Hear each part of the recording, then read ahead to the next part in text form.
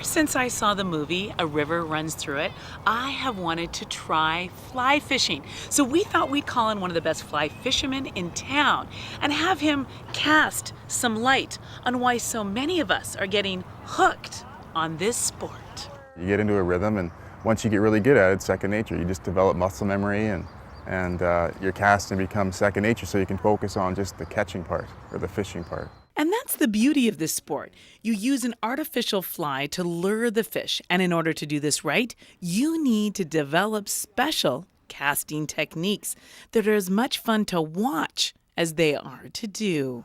Fly fishing is definitely more of a challenge. You've got different lines and different flies, and you have to oftentimes match the hatch, so you got to find just the right bug to imitate the insect. And if you want to try this sport out, start by getting the basics. For starters, you're just going to want to get a fly rod and reel and a floating line, and that'll get you out there and practicing. And from there, you'll want to, maybe if you want to get into river fishing, you'll want to get some waders, some boots, and if you want to do lakes, you'll want to get some sort of float tube. Now it's time to learn to cast. Pick up the line, I come to the side, pause, drive it forward. Not bad. This is much harder than it looks, trust me. So here is my tip. Practice, practice, practice. And then maybe you will look like this when you go fly fishing.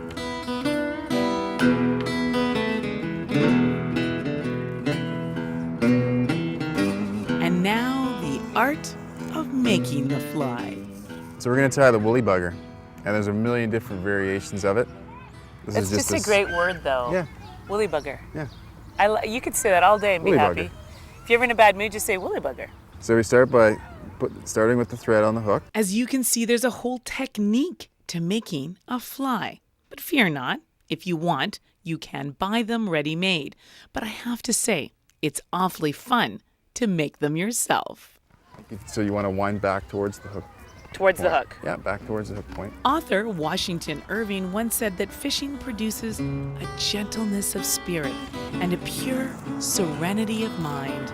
And maybe that's why it's one of the fastest growing sports in North America. It's just a lot of fun. You're always learning something, whether you're just going to practice your casting or tie some flies, maybe match the hatch on a river. It's just interesting. There are so many different angles to fly fishing. It's really one of those sports that you could enjoy your whole life. From Elk Lake, I'm Karen Algesma, your lifestyle specialist. These would make great earrings.